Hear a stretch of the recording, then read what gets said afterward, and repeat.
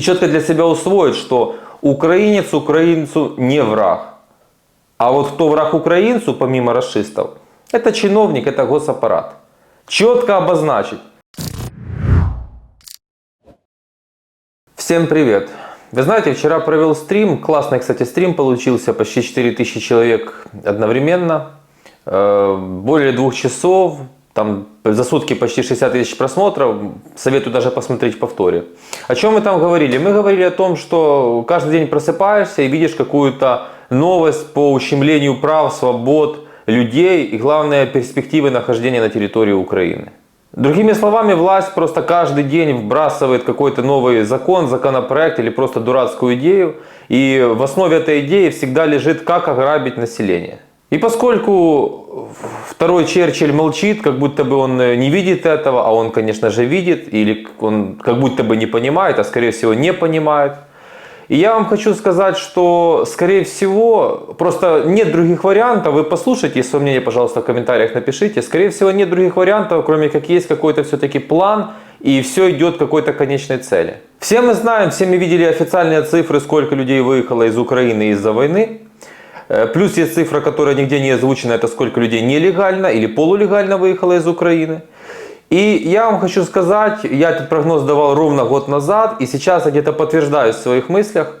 В Украине по окончанию войны останется не более 20-25 миллионов человек. Я вам сразу скажу, я повторюсь, наверное, как бы сделал я. У меня бы была задача номер 1 – вернуть всех граждан Украины, я бы даже не так сказал, всех украинцев в Украину, даже с Канады, с старой диаспоры попробовать, из Америки, отовсюду, со всего мира.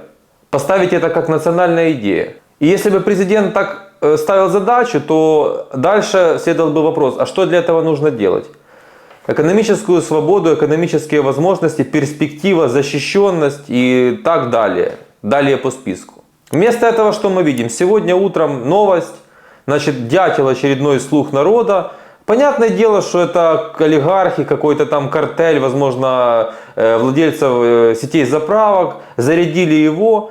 И, значит, сказали, что давайте повысим акцизы на все виды топлива. Я даже не хочу вам размещать их предложения, я хочу вам сказать одно. Если такое сделать, то продукты подорожают до 20-30%. Это при том, что люди из Украины мне пишут и говорят, что уже подорожало за последний год продукты почти в 2 раза.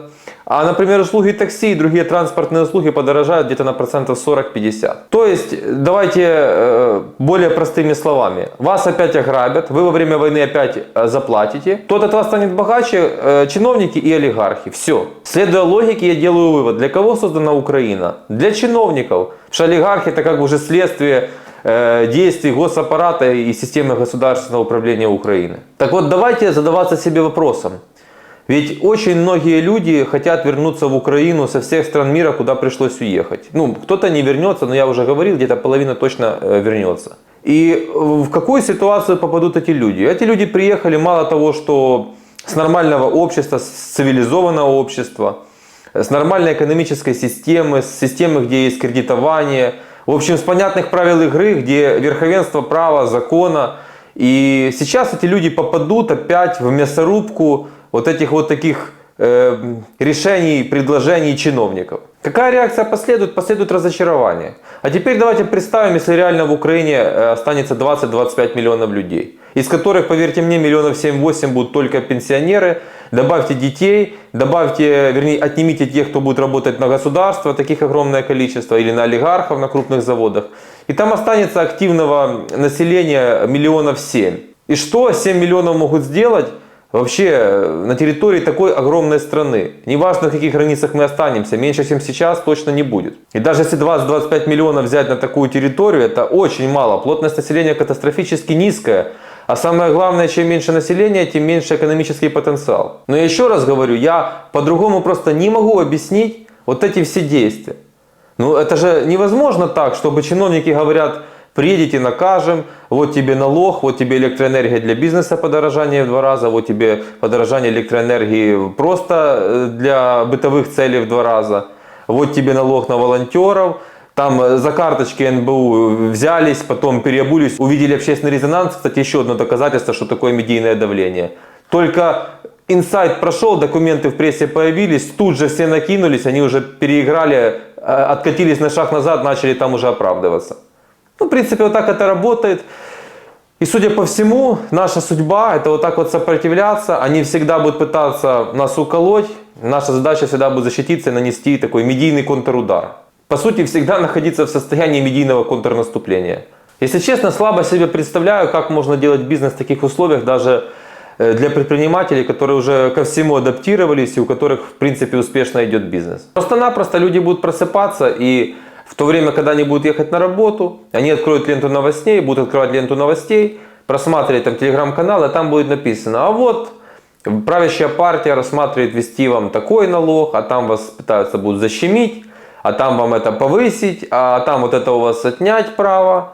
И так далее, и так далее, и так далее. Это мы сейчас с вами ни слова не говорим о какой-то внешней угрозе и о, скажем так, социальных последствиях войны. Просто вы понимаете, я веду к тому, что на месте Зеленского я бы сейчас только день и ночь, помимо тех дел текущих, военных и все остальное, я бы день и ночь думал и собирал бы круглые столы из правильных людей, обсуждая, какие же возможности предоставить украинцам для того, чтобы они вернулись, и чтобы те люди, которые сейчас заперли в стране, чтобы они как бы на психах, на эмоциях, когда откроют границы, не уехали. А поверьте, таких тоже миллион где-то минимум. Нет, мы этого ничего не видим. Мы видим, по сути, издевательство над народом.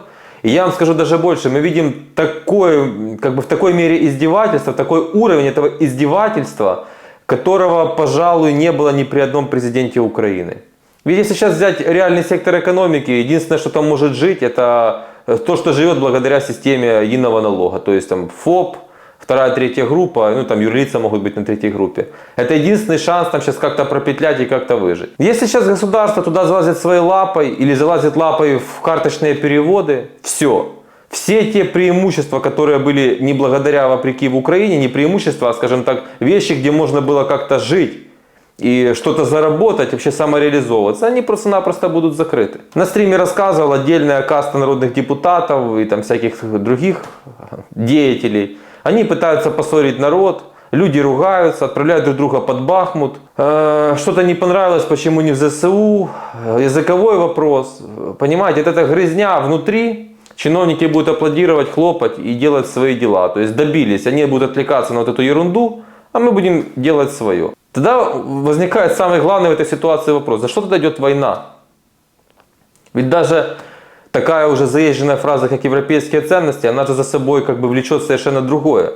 К чему это все подводится, я до конца не понимаю, но вот уже, я вам еще раз говорю, это скорее всего какая-то спланированная акция, это спланированный план действий. Я просто, не то чтобы не верю, но это скорее полный диагноз для Зеленского, именно для Зеленского. Потому что именно Зеленский способен сделать все с монобольшинством в этой стране, что он захочет. Это именно диагноз полного провала. Но что мы видим? Мы открываем сейчас социологию. Зеленский опять в лидерах с большим отрывом. В этом видео я не буду особо затрагивать тему выборов, тему политики, потому что, скорее всего, следующее мое видео будет на эту тему. Сейчас пошли слухи про выборы, куча вопросов, за кого голосовать, какие шансы, какие варианты. И тут не все так просто. Если реально смотреть, нужно реально всегда смотреть, что мы можем сделать на картинку и что может быть. И именно об этом я расскажу в следующем видео. Друзья, я еще раз вас прошу, кто первый раз на канале, подпишитесь, пожалуйста, поставьте колокольчик. И по теме того, что я сказал, по теме видео обязательно напишите свое мнение. Какие у вас предположения, какую вы видите цель и вообще как дальше быть. Подытожив это, я хочу вам сказать, что опять же, нужно сейчас более реально смотреть на вещи. И если смотреть так, то заканчивается война, дай бог. И, к большому сожалению, надо констатировать, все будет так, как и было. Опять гражданин ничего. Они будут цепляться, они будут всячески вставлять палки в колеса. Не то, чтобы там как-то экономически развиваться. Просто жить человеку, я уже не могу говорить там прям свободно. Более-менее свободно. Хотя бы на том довоенном уровне. Вряд ли это будет. Они будут посягать на все. Они будут посягать на свободу слова, они будут пытаться везде засунуть свои руки. Возглавлять эту историю, конечно же, будет Ермак.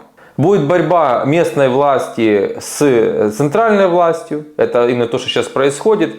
Происходит политика, все занимаются политикой, ну, вернее, как все. Одна часть занимается политикой, вторая часть занимается заработком на войне. Иногда, конечно, находятся умники, которые все это совмещают, такие особые умельцы. Жертва всегда будет гражданин Украины, это уже очевидно. Поэтому, если возвращаться в Украину, или если человек сейчас живет и планирует жить после войны, в общем, все, кто будет находиться в Украине, вариант существования только один и какой-то надежды перспективы. Это объединение всех против вот этого вот. Для того, чтобы если один человек попал в беду, ему была оказана сразу юридическая помощь и медийная помощь, потому что поодиночке они всех разорвут в клочья. И я так думаю, что все, кто вернутся, они просто-напросто пожалеют об этом.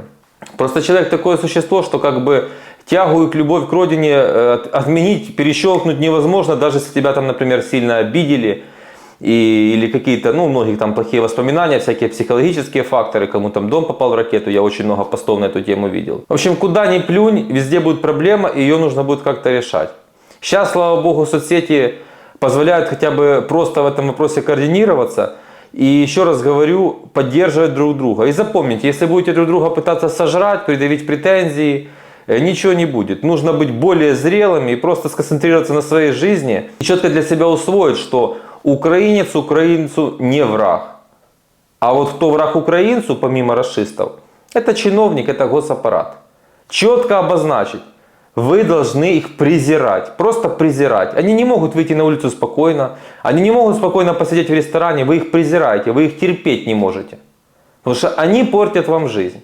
А если уж совсем все правильно сделать, нужно совсем по-другому голосовать на выборах и в принципе действовать. Нужно высказывать протест всему этому, но без ущерба для своего бизнеса, для своей работы, для своей жизни. Как это сделать, будем разбираться и решать дальше.